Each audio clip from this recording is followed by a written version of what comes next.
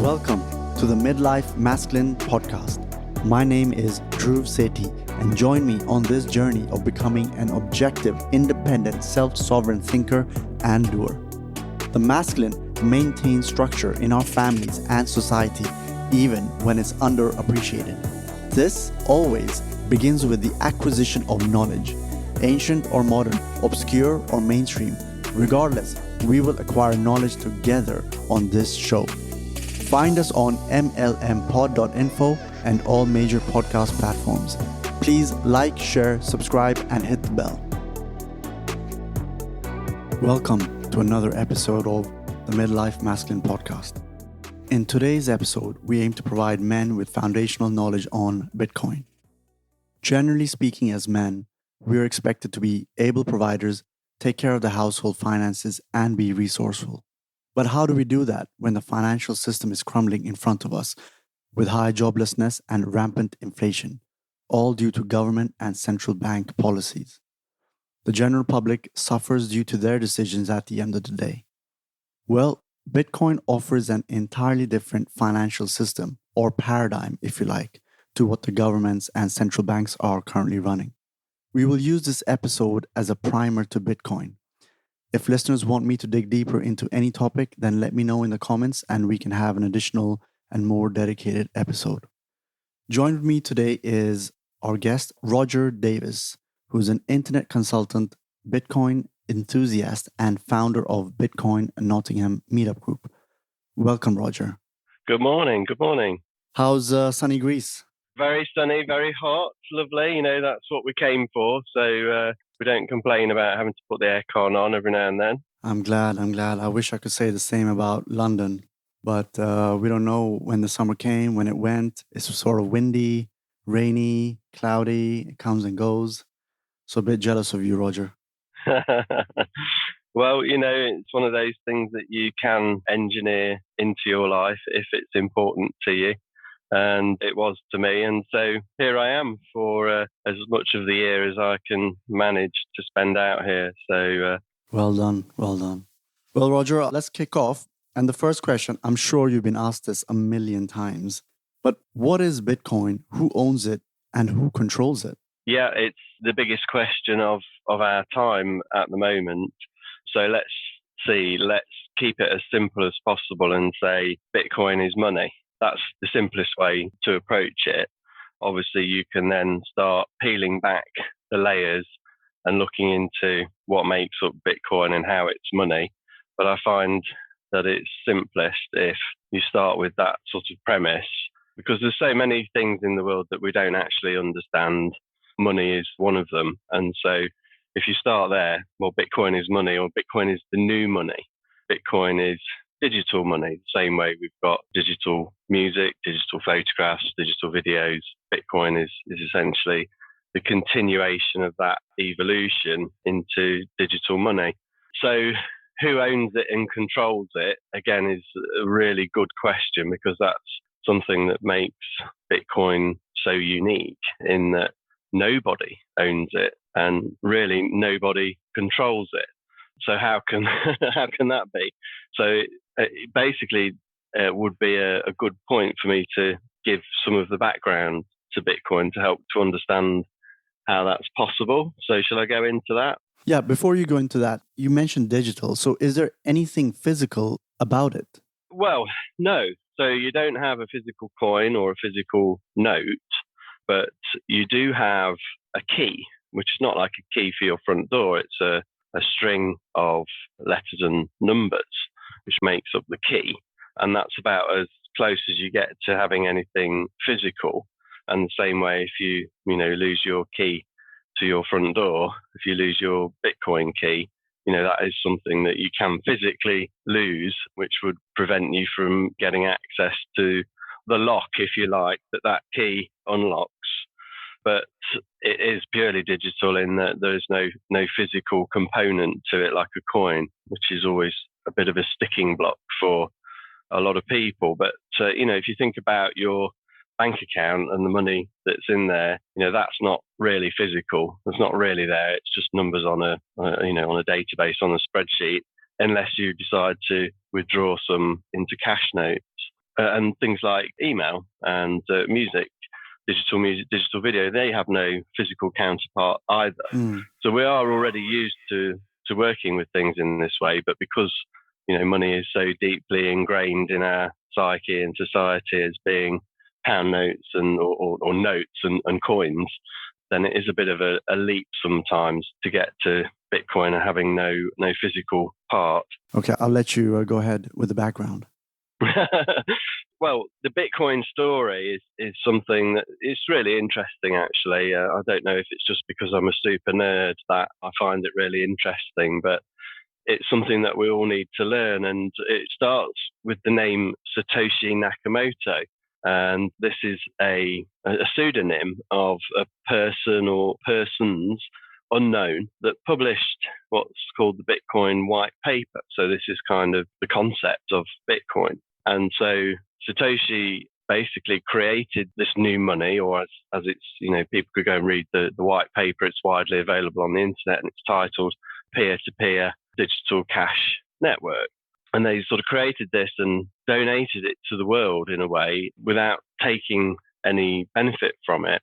And then after a year, they sort of withdrew from the world and said on a post in a forum, a Bitcoin forum, that they're moving on to other things and Bitcoin is in good hands. And that was the last time anybody ever heard from the person or whoever is going under the name of Satoshi Nakamoto. So that's the first thing that you learn when you're coming across Bitcoin. And then obviously the white paper lays out how it all works. And I mean, probably we don't really want to delve too far into that because, you could spend hours and hours talking about that. But it's relevant to who owns and controls it.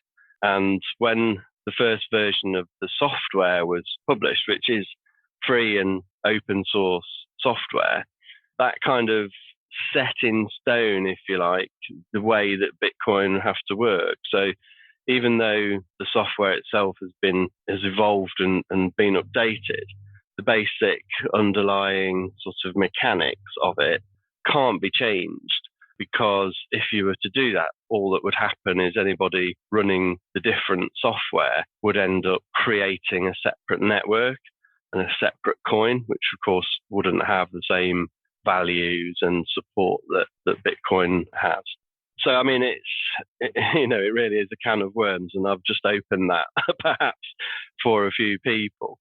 Where do you want to go next? Yeah, so just briefly, so what you're saying is anybody can go on and create another version of Bitcoin, but for that to be successful, they'll essentially have to go on and resell it as a brand new coin, and they wouldn't be able to sell it as the existing Bitcoin.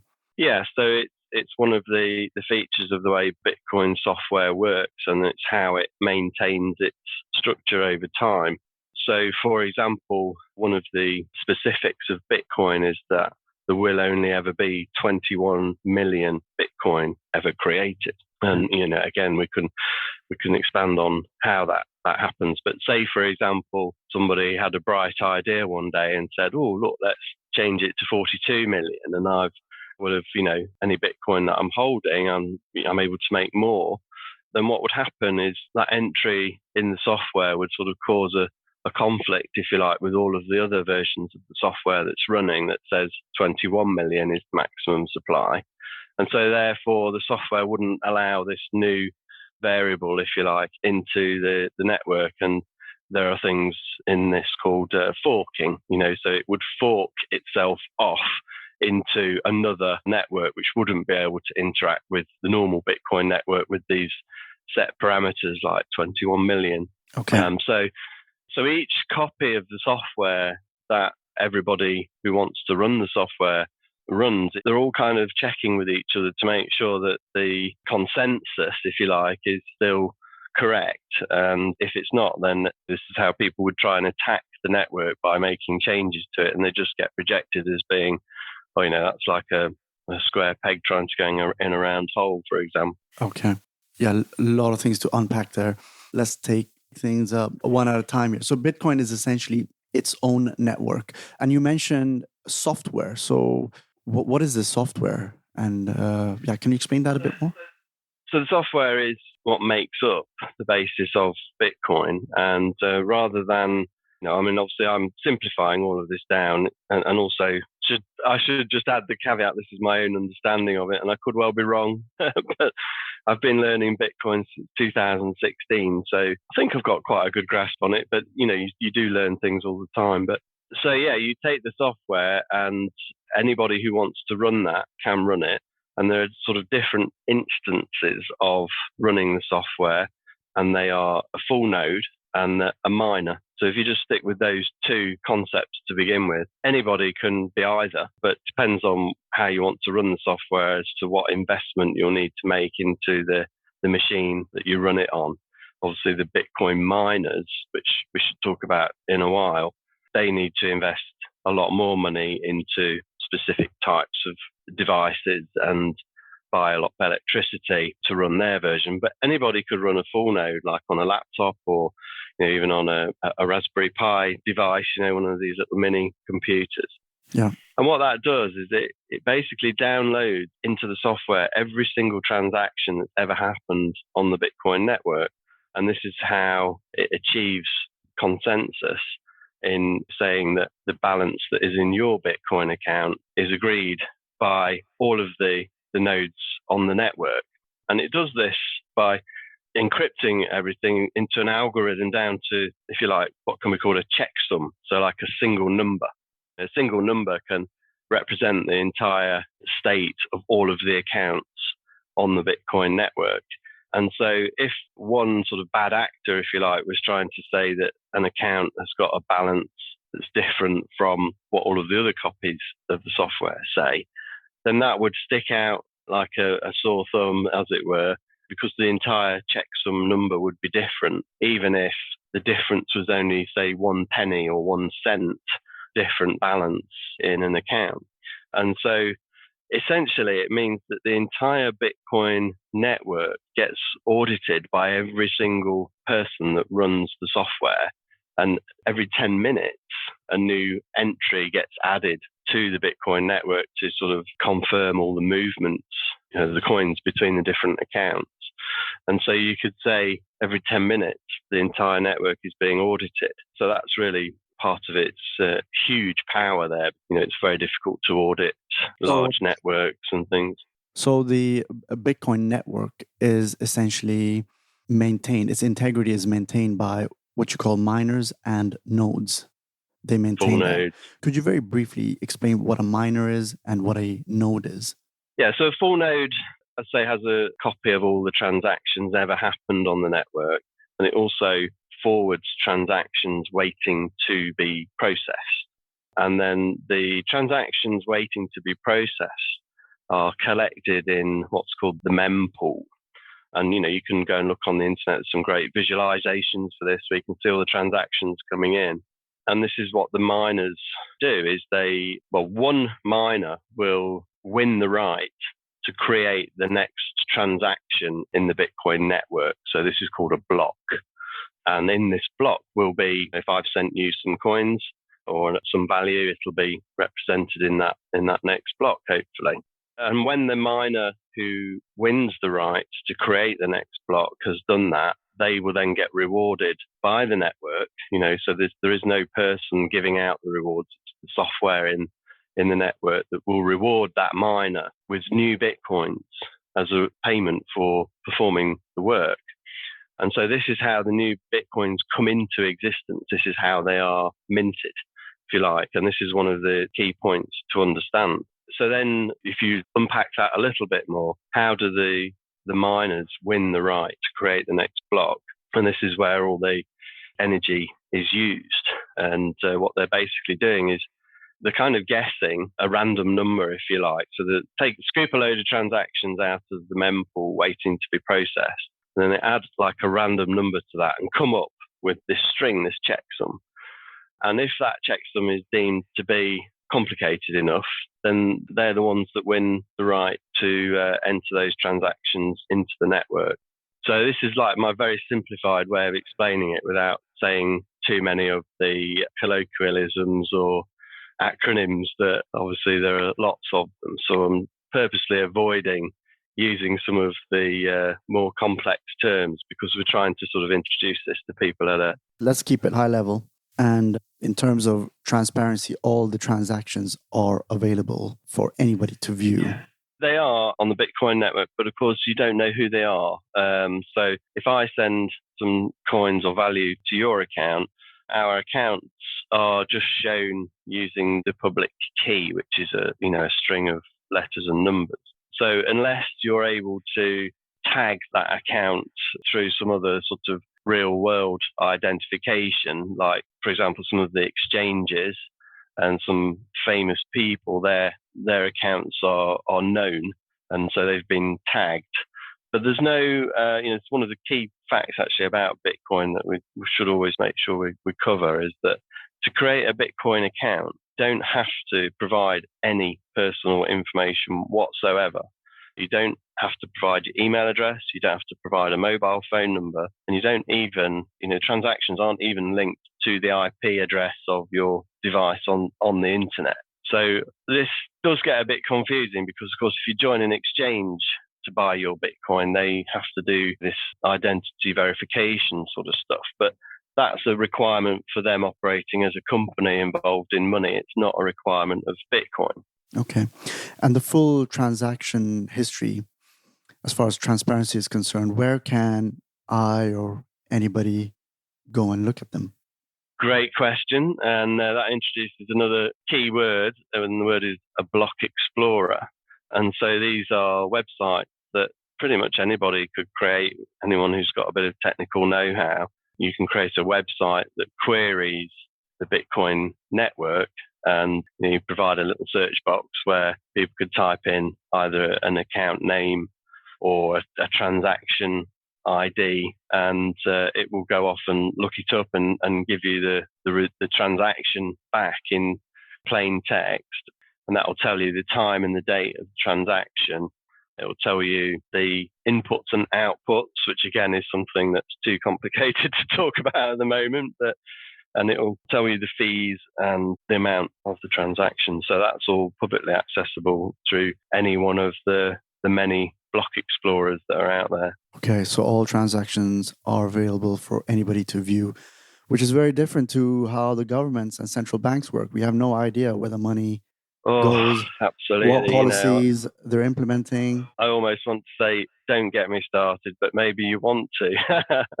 But yes, by introducing Bitcoin as this base layer of truth and transparency, it could and will, I believe, completely transform the way that governance is managed.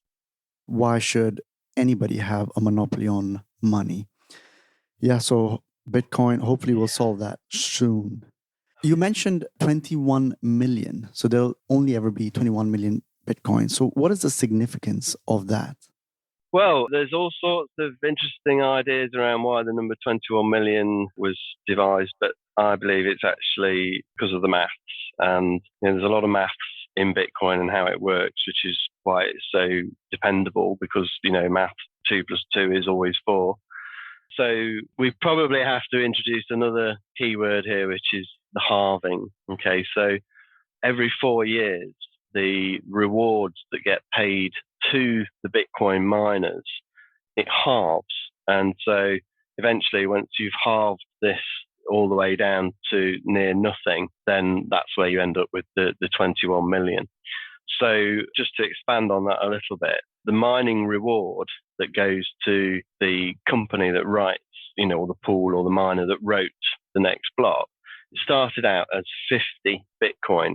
And so if you can imagine at the very beginning when Satoshi ran the software for the first time on his laptop, and this is in 3rd of January 2009, which is an auspicious date for Bitcoin. He was just running it on his own. And so he was getting these 50 Bitcoin every 10 minutes and accumulated over 1 million Bitcoin in his wallets before he stopped mining, because at some point somebody else then ran the software and somebody else ran the software. And eventually there was enough people running it that he could turn his off and just let it carry on. And so these mining rewards, which is actually a subsidy, if you like, to bootstrap the network to get it going, because, of course, you've got fees as well within the Bitcoin transaction. There's a small fee. But at the beginning, that fee would, in monetary terms, would be so small, it wouldn't give the miners enough return on their investment in the equipment and the electricity, etc. So this subsidy is what the mining reward actually is. So right now, it's doing 50 Bitcoin, then 4 years later, 25 Bitcoin, 12.5, etc. Now we're at 6.25 Bitcoin block rewards every 10 minutes. And then in April next year, around about April next year, we'll have another halving. So that will go down to 3. And then 4 years after that, it'll be 1 something. And this is really part of the magic of Bitcoin, because the issuance schedule is predetermined in advance, unlike current monetary system where they have a meeting and decide how much more money they're going to print off. The Bitcoin issuance is already known in advance. And so the halvings roughly every 4 years. Bitcoin brings together spirituality, energy, capitalism, money, everything into one.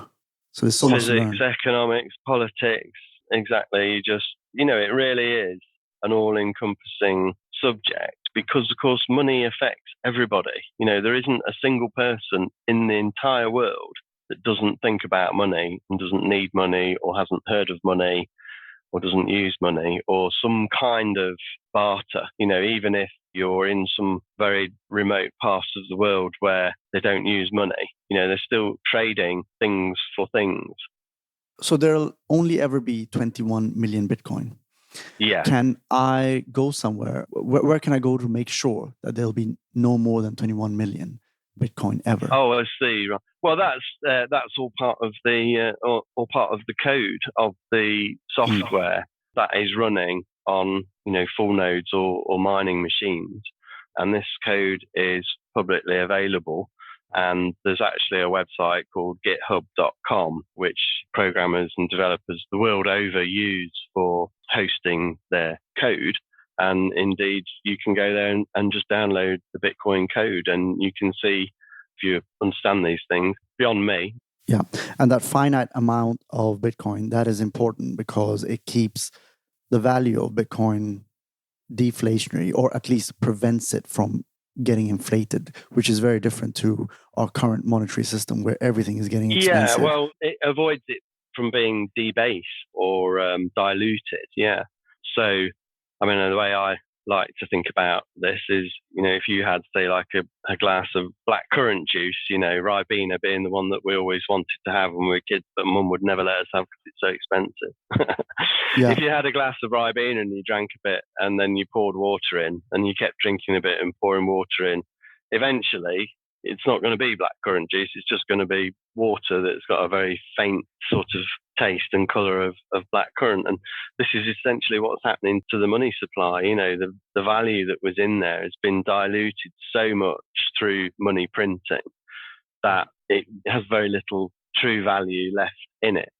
And obviously, with the way that Bitcoin works, the energy expenditure can't be faked. Yeah. You can't counterfeit energy. If you're a government, you can counterfeit money, and it's called quantitative easing, and it's not illegal. But if we all did it, it would be considered illegal, just printing out money. So because Bitcoin has these fixed inputs that are based on energy and the laws of physics, nobody can create more Bitcoin outside of the software. And that's what keeps its value, yeah. Because people often, you hear them saying, oh, Bitcoin has no intrinsic value. Well, it does. It's like, if that's the case, go and make some and send them to me, and I'll give you $30,000 for each one you can make. Because you cannot make a Bitcoin without investing in the mining rigs and the power that's required to engage in the mining action. Yeah. I liked your Ribena juice analogy. I'm going to borrow that off you. By all means, I'd be delighted if I heard that somewhere come back at me. Yeah. This is a question, you don't have to answer this, but this is just something I've always asked myself. When they can create money out of thin air, why do I need to pay tax? This is a question for another day. Well, I've asked that question myself as well, and apparently it's so that they can take cash out of circulation. But yeah, it's all part of the smoke and mirrors that is taxation. But that's probably the easiest answer without having me going on about it for the next hour. Yeah. No, that's for another day.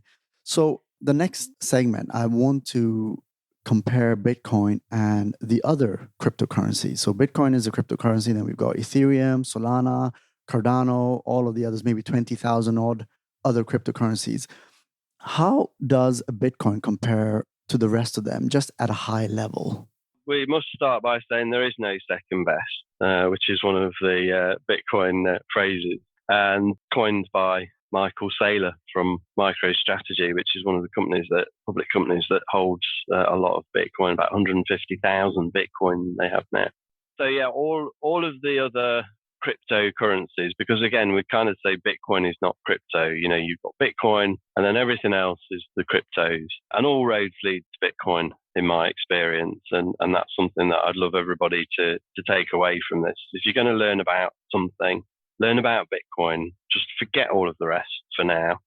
Don't be seduced by the sick gains, in air quotes, that they promise, and the yield, and just ignore all of that until you understand Bitcoin. If you get to the point where you understand Bitcoin perhaps as well as I do, and you've been in the space for years, and you're holding a good amount of Bitcoin, and if you want to go off and try and experiment with trading altcoins or holding altcoins to try and make more Bitcoin, then you might be experienced enough to be able to navigate that world. But it is a minefield. And so that would be my first recommendation, is just ignore it all.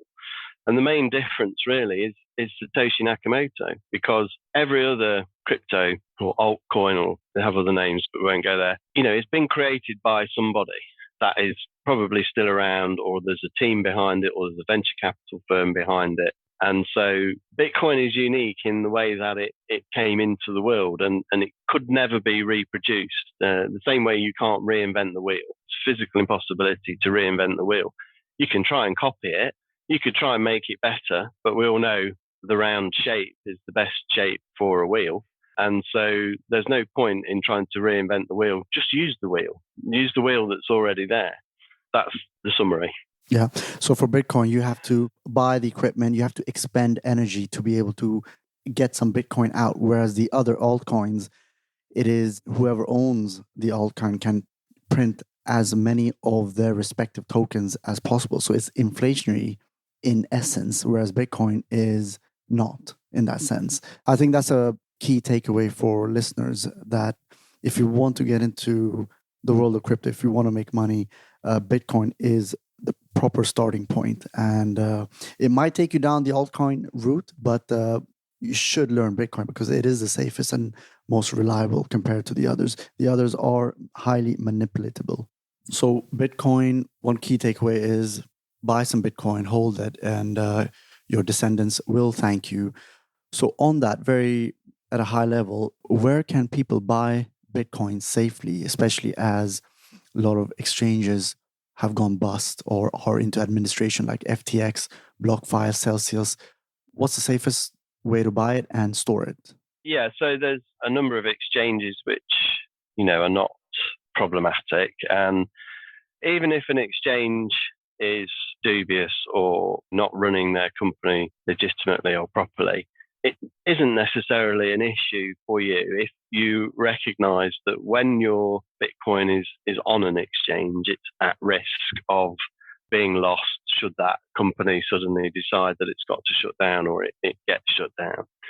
And, they're called an exchange for a reason, because you should only use them to exchange between different currencies. So in our case, probably we're talking pounds and pence into Bitcoin.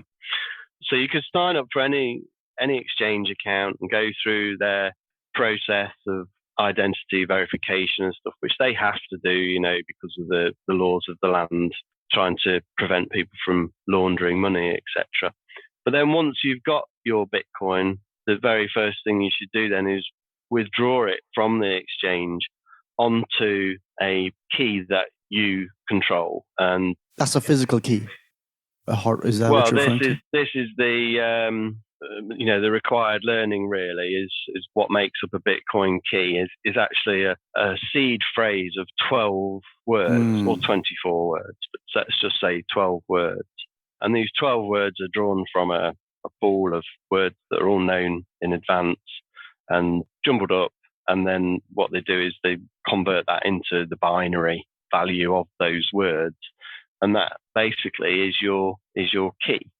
So anybody who has the seed phrase for a Bitcoin account has ultimate control over the value in that account and could send it to another account. You sign a transaction digitally with this key. And so, there's a whole area of learning there around how to safely store your keys and all that kind of thing, which would be topic for another day. But to protect yourself from any exchanges becoming insolvent on you, always withdraw your Bitcoin from an exchange as soon as you've acquired it. Yeah. So the key takeaway is you can buy the Bitcoin on an exchange, but as soon as you do, take custody of it by taking it off the exchange. And as we reach the end of the episode, I have to ask you this. When's the next Bitcoin bull run, and what price or what value do you see in the foreseeable future? The ultimate question.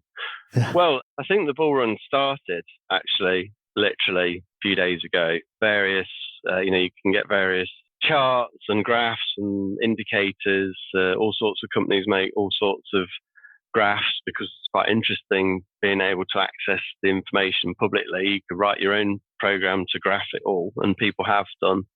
So there's lots of indicators that turned bullish over the last few days, and it's on the up, perhaps, mainly because of the large financial institutions that have submitted applications to trade Bitcoin on the stock exchange. So, out of the top 10 financial management companies in the world, I think the top 7 have all submitted applications. So, that's a massive signal. And also we're seeing the messaging, the narrative in the mainstream media has literally flipped overnight from Bitcoin is for terrorists laundering money to, Bitcoin's going to help stabilize the grid, and terrorists have moved beyond Bitcoin, and all of this changed because, of course, these companies do have a massive influence in the mainstream media's narratives. So it's very interesting to see how nothing's changed in Bitcoin in the last few days, yet the mainstream media narrative has done a complete 180. So, the guy, Larry Fink, CEO of BlackRock, $10 trillion of assets under management on telly the other night saying Bitcoin is an international asset. So, if that's not a signal that we could be about, the bull run could be starting, then I don't know what is really. Unless, of course, you go the conspiracy theory route, which is they're trying to manipulate the price and everybody through the media. But we'll just have to see how that plays out. And as far as pricing goes, well, I've watched and heard all sorts of really good descriptions or thesis on where the price might go, and $12 million, $30 million per Bitcoin, quite possibly. I could actually see that happening, but it would mean, of course, that $1 million wouldn't be able to buy you nearly as much as we think it can buy us today. So sort of measuring it in dollars is almost confusing as well. So the sooner we get to the Bitcoin standard, where we measure the value and the cost and price of things in Bitcoin rather than in dollars, the better. But I would just sort of guess that at the top of this bull run, we could be something like $400,000 even, as high as that. And then it will perhaps crash back down to like $50,000. You could even see that happen. And of course, at that point, everyone will be going, oh, Bitcoin's dead again. And it start the process of going through the next halving cycle and the next peak and the next trough. And perhaps over the next 10, 20, 30 years, that will all kind of equal itself out, and the volatility will be reduced. But yeah, I'd say 400, maybe $480,000 at the top of this run wouldn't be a surprise to me. So what is your rationale for 480K? Well, just because I understand the basics of Bitcoin and the limited supply and the digital scarcity, and the fact that the more you look into money, because to understand Bitcoin, you've got to understand money. And I'm ashamed to say that I didn't really understand money when I started getting into Bitcoin, and that's why you go down the rabbit hole. And the further down it you go, the more you realise the existing financial systems are corrupt. They're essentially stealing from all of us every day.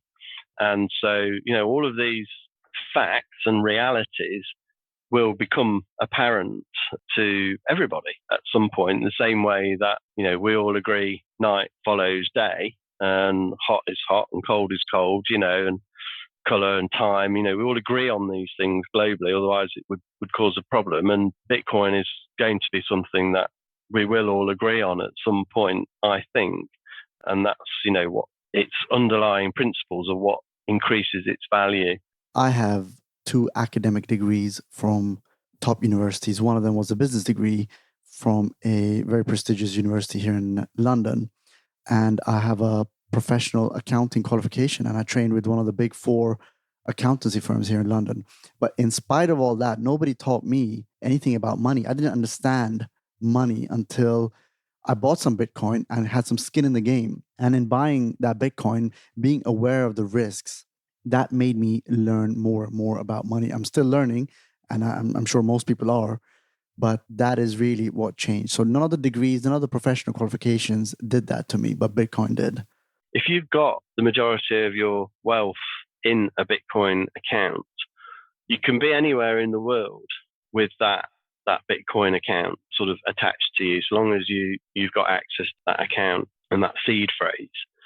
And so with all the things that are going on in the world at the moment, talking about a friend of mine with property in Paris, for example, saying to her, why don't you sell that? And, because she's not actually living in Paris, she's got this, she's living here with me in Greece. And why don't you sell that, convert it into Bitcoin? Because, if things really start going terrible in Paris, then that real estate value is going to change, and it would be hard to sell that. Or even if you need to move in a hurry for not a reason that's related to where the property is, if you've got money invested in real estate, it's linked to that region. And as we all know, selling a property is not a quick process.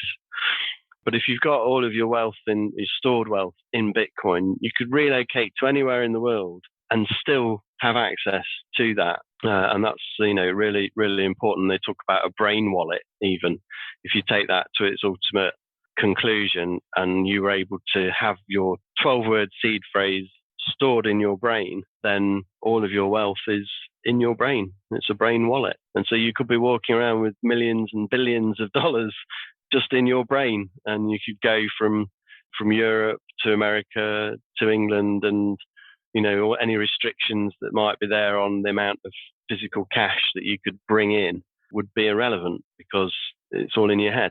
So as we reach the end of this episode, very quickly, are there any bite-sized or easy books that you can recommend listeners read? Oh, so many. If you could pick a couple. Just start. I was thinking about this actually, because if you're listening to this now, then that means that you've already bought into the world where podcasts and audio is a thing for you. And all of these books, great books about Bitcoin, are available on Audible, which is an Amazon company. And if you've got an Amazon account, you could just go click, and you can be listening to one of the books, say Bitcoin, Everything Divided by 21 Million. And this is by a chap called Knut Svanholm, if I've pronounced his name correctly. This is such a brilliant book. And this is, I've moved on to a couple of other books since then, but I learned so much from this book, reading it or listening to it just a few weeks ago, that, I was kind of like, I thought I knew what Bitcoin was until I read this book. So Audible, Bitcoin books, once you've bought one of them, then obviously all the algorithms start going, oh, you might be interested in this, you might be interested in this. And they'll recommend them to you, and just start consuming them. If you're listening to this in the car, put the audiobooks in your car, and when you're on the train, etc. Any chance you get, to drown out the mother-in-law or whatever, stick the earbuds in and put a Bitcoin book on, The Bitcoin Standard by Saifedean Amois. Again, if I pronounced his name right, a brilliant book as well. So you could start with those two, and from there they'll be good enough seed books, if you like, for the algorithms start suggesting all of the other books to you. And obviously, if you get on Twitter, follow me on Twitter, BTC Nottingham. I'm always retweeting Bitcoin stuff, and quite a lot of that includes books. So lots of really good books out there. But Bitcoin, Everything Divided by 21 Million by Knut Svanholm, and Bitcoin Standard by Saifedean Amois. Definitely two good books to start with. Yeah, and I'll link that in the description below. So what's next for you, and where can people find you? You mentioned Twitter earlier. Yeah, follow me on Twitter, and everything that I'm doing with Bitcoin starts at bitcoinnottingham.org, and we run monthly Bitcoin meetups where you can come along in person. I do spend a fair amount of time out of the country, and so other volunteers within the group run the meetups when I'm not there. And the next one, 25th of July, should be exciting at the Carlton Football Club, where Chris is running that for us, and they actually now accept Bitcoin. So you'll be able to, for beers, drinks, nibbles, whatever on the night, using Bitcoin, and actually Bitcoin Lightning, which is the whole next thing for people to start learning about once they've got into Bitcoin. And this is how you can make instant payments, because obviously we talked about 10 minutes earlier, 10-minute block times and stuff. You wouldn't want to be waiting at the till for 10 minutes. So Bitcoin Lightning enables that to be instant and very cheap. So yeah, we're really excited about the next meetup, because it's the first one where the venue actually accepts Bitcoin. And, collectively, the meetup group has sort of enabled that to happen by pitching this venue. So yeah, people should definitely seek out their local Bitcoin meetup group. And if there isn't one in your area, then start one, because all you need to do is post and say, I'm going to be at this place at this time, come along and talk to us about Bitcoin, and you'll be amazed at what happens. I'm always in awe at the people that come and the conversations that happen. So if anybody wants to know anything more about any of that, then start off at bitcoinnottingham.org. Or go to your own local meetup if you're not in or around Nottingham. Cool. Well, Roger, it's been very insightful, and thanks for all the knowledge that you've imparted on me and our listeners. Well, that marks the end of the episode. Thanks once again, Roger, and I hope to see you very soon in one of the Bitcoin Nottingham meetups. Thank you very much. You've been listening to the Midlife Masculine Podcast. Find us on mlmpod.info and all major podcast platforms. Please like, share, subscribe, and hit the bell.